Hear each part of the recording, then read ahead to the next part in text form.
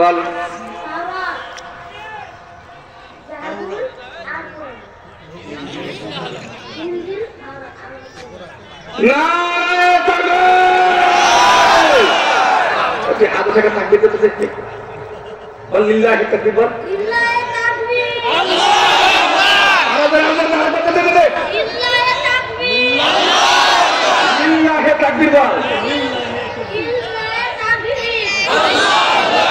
তোমার হাত না কেন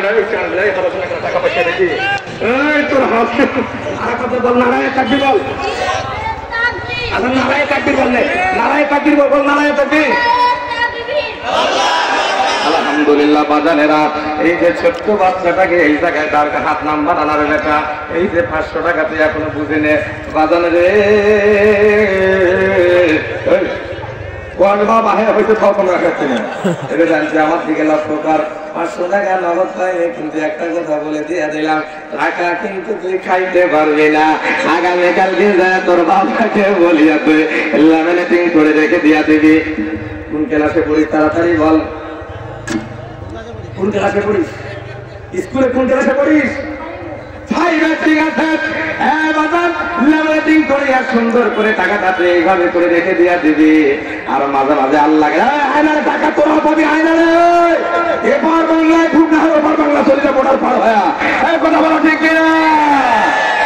প্যান্ডেলের ভিতর চলে আয় একবারে তোরা আফসোস করবি কোন ছেলে যদি মহিলা প্যান্ডেলের কাছাকাছি হাঁটাহাঁটি করে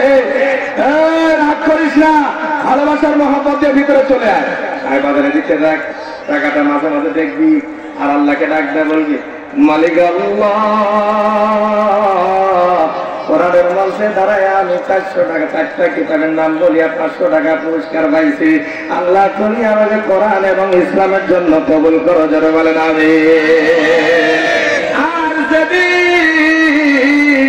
তুই লেখাপড়া বন্ধ করে দিয়া দিবি এইভাবে করে লেমিনেটিংটা সিরিয়া তোর পার্শ্ববর্তী বড় বাজারে যায় 1 কেজি মিষ্টি নিয়ে আসিয়া তুই সবার আগে তোর মায়ের মুখে তুলে দিবি কারণ মা ধন্য যেমন সন্তানের জন্য কথা বলেন ঠিক কিনা এখনকার ছেলেরা এরা নায়ক নায়িকা খেলোয়াড় এদের নাম ছাড়া কিছু জানে না